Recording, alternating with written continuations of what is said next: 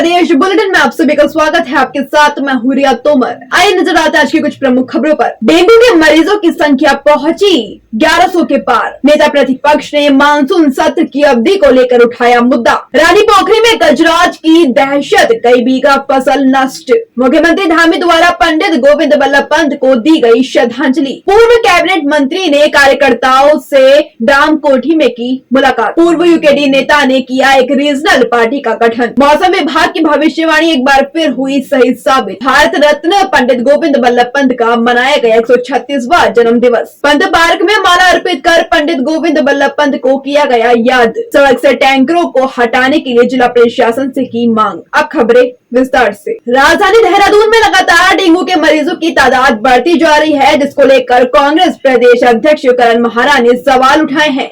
उनका कहना है कि राजधानी देहरादून स्मार्ट सिटी नहीं बल्कि डेंगू सिटी हो गई है और आरोप लगाते हुए उन्होंने कहा कि सरकार की लापरवाही की वजह से डेंगू के मरीजों की संख्या बढ़ रही है, मगर सरकार कुछ नहीं कर रही। वहीं भाजपा के प्रदेश प्रवक्ता विपिन कैंथोला ने करण महारा के बयान पर पलटवार किया है। उनका कहना है कि कांग्रेस सिर्फ खोखली बयानबाजी करती है। रही बात डेंगू की, तो सरकार डेंगू की रोकथाम के लिए काम कर रही है। आपको बता दें कि प्रदेश में डेंगू के मरीजों की संख्या 1100 के पार पहुंच गई है, जबकि मौत का आंकड़ा 13 हो गया है। संवाददाता सुनील राज की रिपोर्ट।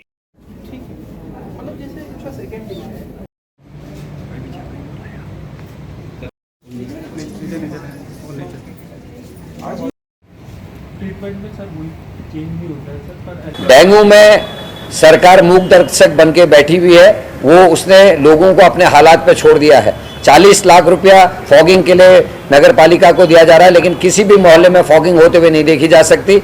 जगह जगह सड़कें खोद दी हैं स्मार्ट सिटी के नाम पे, जिनमें पानी भर रहा है और जिससे डेंगू महामारी का रूप ले रहा है। 12 से ज़्यादा मृत्यु हो चुकी हैं। ये सरकारी आंकड़ा है, प्राइवेट अस्पताल का आंकड़ा अभी नहीं आया है। और 1100 से ज़्यादा मरीज पूरे प्रदेश में इस समय हैं, जिसमें अकेले देहरादून में 900 से ज़्यादा मरीज देहरादून में है। लगातार डेंगू के मरीज बढ़ रहे हैं। ये हर साल आने वाली महामारी है। कोई तैयारी सरकार के रूप में नहीं है और सरकार की बुद्धि भ्रष्ट हो गई है। वो कहते हैं कि 10,000 से नीचे प्लेटलिस्ट होने पर ही बैंक से आपको प्लेटलेट्स दी जाएंगी, जबकि 10,000 तक बचना बहुत मुश्किल होता है। लोग घबरा जाते हैं। 30,000 से नीचे जब प्लेटलेट्स आती है तो हर व्यक्ति डरता है। लेकिन सरकार ने एडवाइजरी ऐसी की है कि जो मतलब ऐसा लगता है कि इनके जो लोग हैं वो इनको सही राय नहीं दे रहे हैं। अस्पतालों की दुर्दशा है।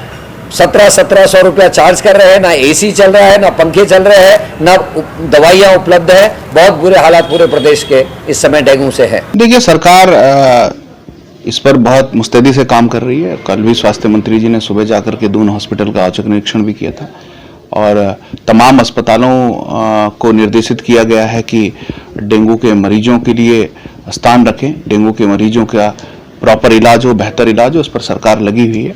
और हमको सबको पता है कि इस बार बरसात भी ज़्यादा हुई है, जिसके कारण बारिश का साफ पानी कई स्थानों पर भरा हुआ। उसकी चेन तोड़ने के लिए नगर निगम और तमाम जितने भी प्रशासन और शासन है वो लगा हुआ है। फॉगिंग जगह जगह पर कराई जा रही है। तमाम जगहों पर जहाँ से भी इस प्रकार की शिकायतें आती हैं कि कहीं पर फॉगिंग नहीं हो रही है, कि ज़्यादा फॉगिंग करानी, तो उस पर शासन प्रशासन और सरकार मुस्तैदी से काम कर रही है।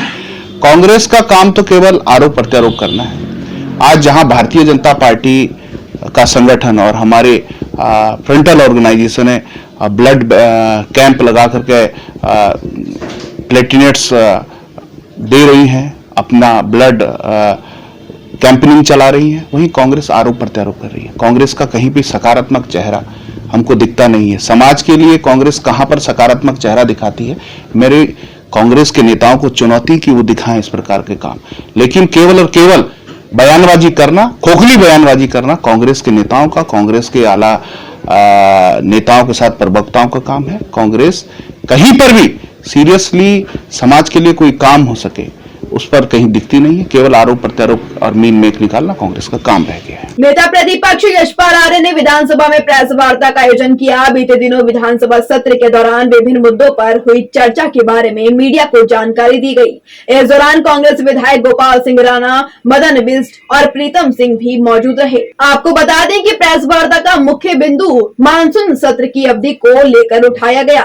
उन्होंने विधानसभा की कार्य संचालन नियमावली 2005 का हवाला देते हुए सदन की अवधि मानकों के अनुसार चलाने की अपील की है। संवाददाता सुनील राज की रिपोर्ट। राज्य आंदोलनकारी को क्षैतिज रूप देते हम आज भी उत्तर प्रदेश की देखिए, सदन कार्य संचालन नियमावली से संचालित होता है और जिस तरह से देखने में आ रहा है कि पिछले वर्षों में सदन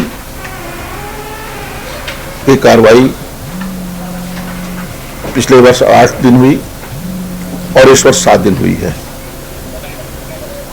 जिससे जाहिर होता है कि सरकार की नियत मंशा सदन को चलाने की नहीं है। हमने कार्यमंत्रणा समिति में भी पुरजोर तरीके से इस बात को कहा कि बहुत सवाल हैं, मुद्दे हैं, विपक्ष का हमारा एक भूमिका है, हम उस भूमिका को निभाना चाहते हैं। जनता हमसे सवाल करती है, आखिरकार हमारे सवालों को आप लोगों ने जगह क्यों नहीं दी। लेकिन सरकार ने जिस तरह से जो 7 दिन का, पूरे वर्ष भर में 7 दिन का सदन संचालित होना चाहिए, उपवेशन होनी चाहिए, उसकी अनदेखी की है। और 14 दिन पहले हमारे माननीय विधायकों को विधानसभा सचिव के माध्यम से सूचना जानी चाहिए।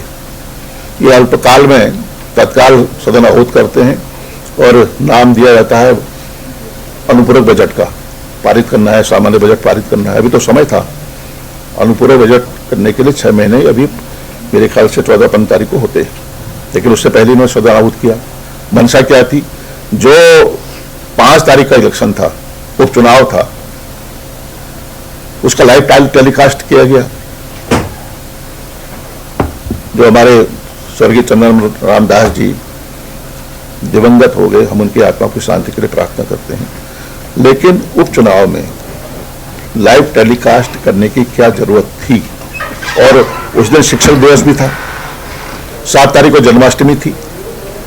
तो स्पष्ट है कि सरकार इन 3 प्रकरण किसी तरह से बजट पारित कर सदन को अनिश्चितकाल के लिए स्थगित करना चाहती है। ये साफ जाहिर हो चुका है। चाहे तो एक साथ होनी चाहिए, सब लोग एक साथ बैठना ही नहीं चाहते। पापा, try this. लो, सब लपक लिए।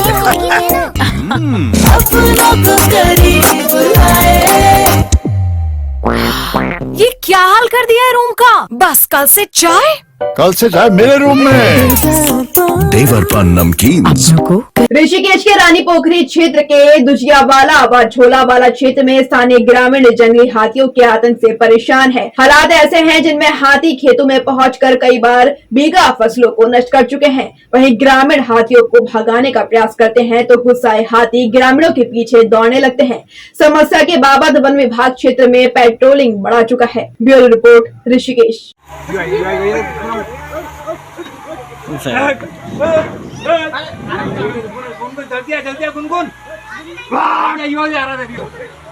और क्या वन विभाग से क्या मांग मांगते कि हमारा मुआवजा जो है वो दिया जाए और ये फसल को देख लिया जाए, एक बार इसका मुआयना करें, क्योंकि इतनी फसल का इतना वो रखा है कि इसमें आप 2000 रुपये तो आपके इनको दिए लगाने वालों को, और आपकी दवाइयाँ हैं, खाद है, कई चीजों का वो प्रयोग करके तब इसको वो किया गया। और हाथियों की सुरक्षा के लिए यहाँ पे कोई पुख्ता इंतजाम किए गए? नहीं जी, कोई पुख्ता इंतजाम नहीं है। खाई के लिए कहा था, खाई भी नहीं खोदी गई है, जिससे कि हर समय हाथियों का वो कभी धान, कभी गेहूं की फसलों को सबको नुकसान कर रहा है। नई दिल्ली स्थित उत्तराखंड सदन में महान स्वतंत्रता संग्राम सेनानी भारत रत्न पंडित गोविंद बल्लभ पंत की जयंती मनाई गई। इस दौरान मुख्यमंत्री पुष्कर सिंह धामी द्वारा पंडित गोविंद बल्लभ पंत की प्रतिमा के आगे पुष्प अर्पित कर श्रद्धांजलि अर्पित की गई। ब्यूरो रिपोर्ट, सुरागला न्यूज चैनल। भाजपा प्रदेश अध्यक्ष महेंद्र भट्ट ने हरिद्वार प्रवास के दौरान पूर्व कैबिनेट मंत्री यतीश्वर आनंद एवं कार्यकर्ताओं से डामखोटी में मुलाकात की। इस दौरान भाजपा प्रदेश अध्यक्ष द्वारा आगामी चुनावों को लेकर चर्चा की गई। ब्यूरो रिपोर्ट, सुरागला न्यूज चैनल।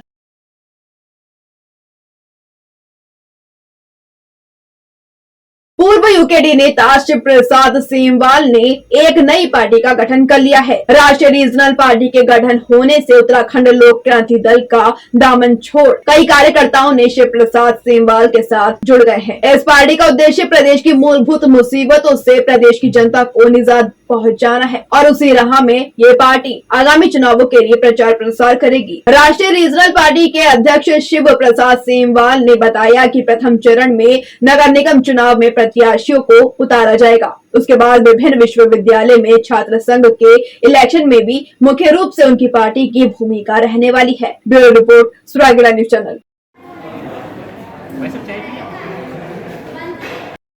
बड़ी पार्टी है, ये नाम से ही आप सोच सकते हैं कि ये राष्ट्रवादी रीजनल पार्टी है। तो जाहिर सी बात है, ये एक ऐसी रीजनल पार्टी है जिसकी एक राष्ट्रवादी सोच है और हमारा ये साफ साफ मानना है कि राज्य सेवा से ही राष्ट्र सेवा सही हो सकती है। जो व्यक्ति अपने राज्य से, अपने प्रदेश से प्रेम नहीं कर सकता, वो अपने राष्ट्र से और देश से भी प्रेम नहीं कर सकता। तो जाहिर सी बात है कि उत्तराखंड के जो बेसिक कोर इशूज हैं वो हमारी प्राथमिकता में रहते हैं। जनपद उधम सिंह नगर में बीती देर रात से लगातार हो रही बारिश के चलते जनजीवन अस्त व्यस्त हो गया है। वहीं जसपुर में जगह जगह जल भराव की समस्या के साथ ही कई घरों में पानी घुस गया है।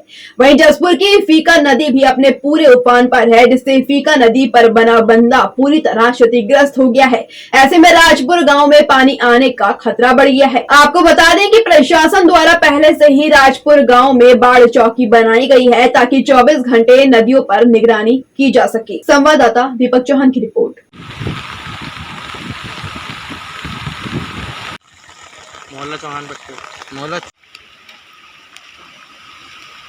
चाहे तो एक साथ होनी चाहिए, सब लोग एक साथ बैठना ही नहीं चाहते। पापा, ट्राई दिस। लो सब पक ली।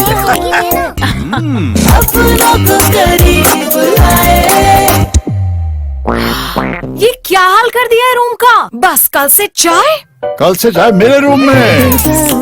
देवर पान नमकीन। भारत रत्न पंडित गोविंद वल्लभ पंत का 136वां जन्म दिवस समारोह श्रद्धापूर्वक मनाया गया।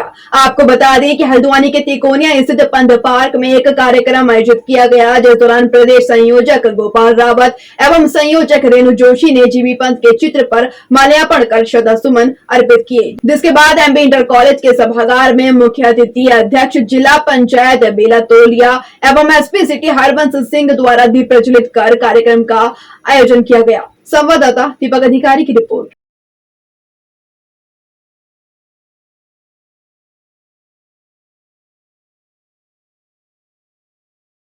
बाजपुर में अनाज मंडी स्थित पंत पार्क में भारत रत्न स्वतंत्रता सेनानी पंडित गोविंद वल्लभ पंत की 136वीं जयंती बड़े ही धूमधाम से मनाई गई। अनाज मंडी स्थित पंत पार्क में उनकी प्रतिमा पर उप जिलाधिकारी एवं अन्य लोगों ने माल्यार्पण कर उन्हें याद किया। इसके बाद अनाज मंडी स्थित किसान भवन में पंडित गोविंद वल्लभ पंत का जन्म दिवस समारोह का आयोजन किया गया। ब्यूरो रिपोर्ट, सुरागेला न्यूज चैनल।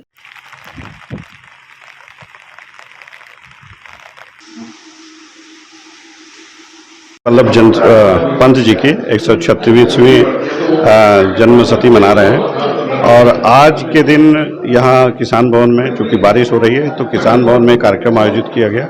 सब लोग माल्यार्पण किए और पंडित जी को याद किए, साथ साथ उनको श्रद्धा सुमन अर्पित किए और उनके द्वारा जो कार्य किए गए हैं तराई भाबर और पूरे देश के लिए, चूँकि वो संयुक्त प्रांत के 1937 से 39 में प्रधानमंत्री है, उसके बाद उत्तर प्रदेश के मुख्यमंत्री और भारत के 54 से लेकर 61 तक गृह मंत्री रहे और उनके द्वारा तराई भाबर डेवलपमेंट के लिए बहुत कार्य किया गया और कृषि विश्वविद्यालय बनवाए गए और इस क्षेत्र को एक वरदान के रूप में उन्होंने डेवलप किया और उनके जो बताए हुए सपने हैं, जो आदर्श हैं, पद चिन्ह हैं, आज उनके उन सब के संबंध में यहाँ चर्चा पर चर्चा हुई और सब लोगों ने ये यहाँ से एक प्रेरित होकर जा रहे हैं कि उनके द्वारा बताए हुए जो आदर्श हैं उसको आत्मसात करें और जो आने वाली पीढ़ी है, जो हमारी युवा पीढ़ी है, उनको उनके आदर्शों से बताया जाए ताकि जो उनके द्वारा देश के विकास में जो सपने देखे गए थे उसमें उसको हम किस तरह अपने कृत्यों में ला सकते हैं और सभी लोगों को अपने कर्तव्यों से, अपने कैरेक्टर से इस तरह का कार्य करना चाहिए ताकि जो हमारे स्वतंत्रता संग्राम सेनानियों ने अपनी कुर्बानियाँ दी, अपने पूरा जीवन को समर्पित किया, उनको एक श्रद्धा सुमन अर्पित हो सके, तो हमें अपने कर्तव्यों का ईमानदारी और अच्छे तरीके से पालन करना चाहिए और यही इस जन्म दिवस समारोह का उद्देश्य है। हमारे देश के बड़े महापुरुषों ने इस देश को आज़ाद करने में और यहाँ के भविष्य, इस देश की भविष्य की चिंता करते हुए अपने प्राणों की आहुति तक दी और अपने घरों को तक छोड़ दिया था, अपने परिवारों तक छोड़ दिया था। ऐसे ही हमारे उत्तराखंड के पंडित गोविंद बल्लभ पंत, जिन्हें भारत रत्न पंडित गोविंद बल्लभ पंत जी हैं, उनके आज जो हम जन्म दिवस मना रहे हैं, तो उनके जन्म दिवस पर हम ये प्रेरणा लेते हैं, ये सबक लेते हैं कि भाई जो उन्होंने हमारे देश के लिए किया है वो हम आगे बढ़ाएं और इस राष्ट्र को, इस भारतवर्ष को एक बड़े मुकाम पर ले जा करके, जैसे कि हमारे माननीय प्रधानमंत्री जी का जो सपना है उसी को साकार करते हुए हम आगे बढ़ें और ऐसा न सोचें कि कोई किस पद पर है, हर पद पर, जिस भी पद पर भी वो है, इस राष्ट्र की सेवा करे और राष्ट्र की सेवा ही हमारे लिए सर्वप्रथम है और सर्वोपरि है। भाजपुर के सुल्तानपुर पट्टी में गैस प्लांट है जहां आने वाले बड़े बड़े टैंकर सड़क पर खड़े रहते हैं, जिससे यातायात भी बाधित होता है और दुर्घटनाओं की संभावनाएं बढ़ जाती हैं। इन टैंकरों को सड़क से हटाने की मांग कई बार की जा चुकी है, लेकिन पुलिस प्रशासन द्वारा कोई कार्यवाही नहीं की गई। इसी के चलते समाज सेवकों द्वारा जिला प्रशासन, पुलिस और परिवहन विभाग के अधिकारियों से सड़क पर खड़े टैंकरों को हटाने की मांग की गई है, जिससे लगातार बढ़ रही मार्ग दुर्घटनाओं पर अंकुश लगाया जा सके। ब्यूरो रिपोर्ट, सुरागला न्यूज चैनल।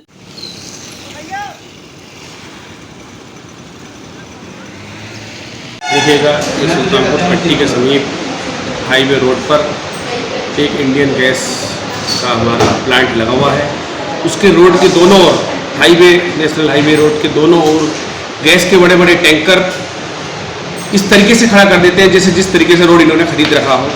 मेरा जिला प्रशासन और पुलिस प्रशासन और आरटीओ महोदय से निवेदन है, इन टैंकरों को तत्काल प्रभाव से सीज कर इनके खिलाफ कानूनी कार्रवाई की जाए, क्योंकि इन टैंकरों के खड़े रहने से सुल्तानपुर पट्टी के और आम जनता को बहुत बड़ी परेशानी का सामना करना पड़ता है। आए दिन एक्सीडेंट होने का खतरा बना रहता है, जिससे कोई भी व्यक्ति अपने घर से निकल के जाता है तो उसे सही नहीं रहता कि वो सही सलामत अपने घर वापस लौट सके या ना सके। अभी के लिए इतना ही। उत्तराखंड से जुड़ी तमाम खबरों के लिए बने रहिए सुरागला न्यूज चैनल के साथ। धन्यवाद।